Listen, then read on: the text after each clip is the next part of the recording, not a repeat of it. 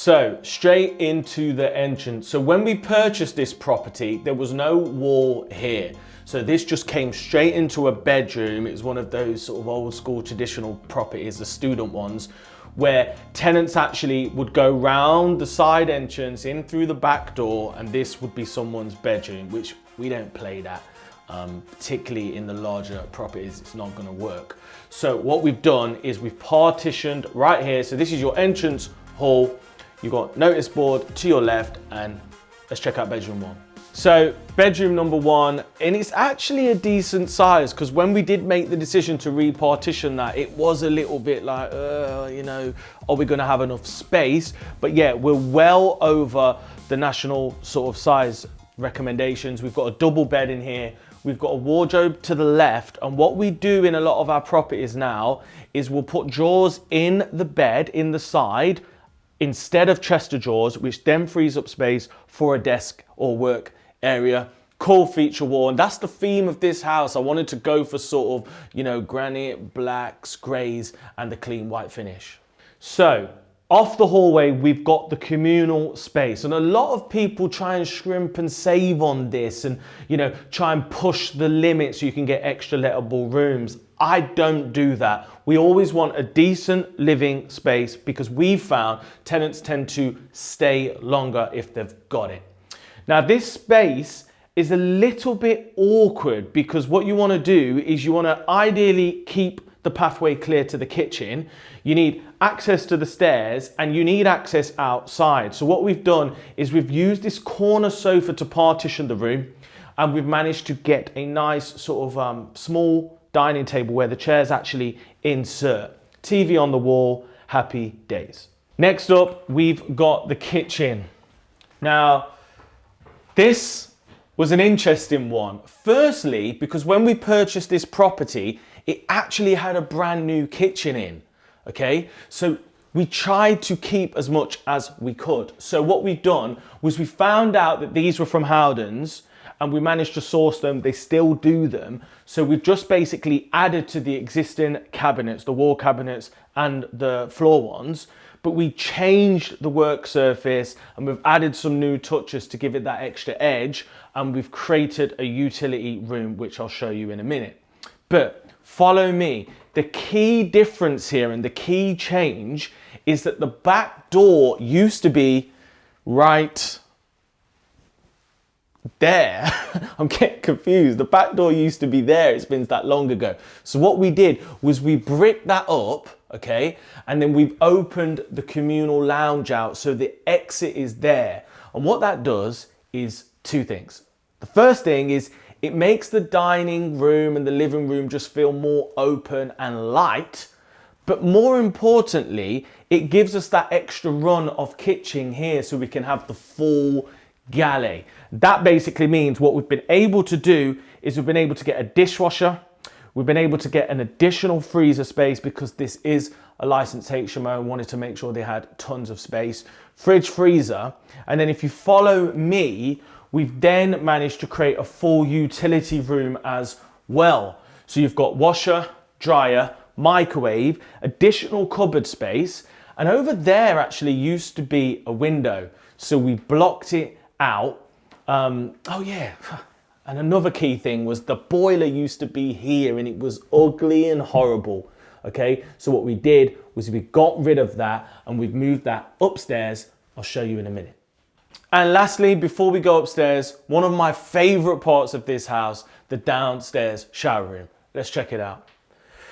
So as you can see, we've gone for a cool, clean, black and white finish. I love that. We've got the marble tile effect, and we've gone for some grey vanity units, which are really, really clean. Now we had to jig the whole layout of this bathroom to achieve this. So there was some groundwork outside, but I'm really happy with the results. So at one point, this was going to be pretty simple, a 4-bed conversion, but then I saw the loft space and thought, you know what, halfway through the project, we got to do a loft conversion, okay? Now this gave me the biggest headache, because what I found when I got building regs around was that in order for you to make sure that the property is completely fire safe, there needed to be a separate exit, okay, that didn't involve coming through here in order to make the loft conversion passable. So what we did was we had to actually knock through at the bottom of the stairs for an extra fire escape to make sure that if somebody in the loft conversion needed to get out of the property and there was a fire in this space, they could literally make their way down, come out of the fire exit, turn right, and they're out safe. The issue was I didn't find this out until late in the day when we'd painted and things were ready, and I was pretty much thinking we were done. And then there was this slight extra detail that, you know, we wasn't informed about. But we want to make sure that we're all safe. It's all done now. I'm really, really happy with it. It's been approved by building regs, approved by the HMO license, and we've got tenants moving in. So all's well that ends well. So as we head upstairs, you'll probably see we've got a two-tone carpet. So all the halls and the stairs, we've gone for a dark carpet. And then in the bedrooms, we've gone for a light two-tone. We've kept it really clean in the hallways. So yeah, you've got your fire emergency lighting, but you'll notice we've also done a grey feature wall. With us being the end terrace, you'll notice that there is a window outside, which is cool because it brings more light. So let's start in here. Tenants moving in tomorrow, so you'll notice the bed's not made up. We've just got a mattress topper for them to move in. But we've got a desk in here, wardrobe, chest of drawers as well, bedside table, and then we went for a dark sort of black blind in keeping with the feel of this house. So bedroom number 3 of 5, just to remind you, it's a 5-bed, fully licensed HMO. This one is one of the biggest rooms, and we managed to actually put an ensuite in here. And this is something that we've wanted to do for a while, but we've never done. But in terrace properties, often over the stairs, you'll have a storage cupboard.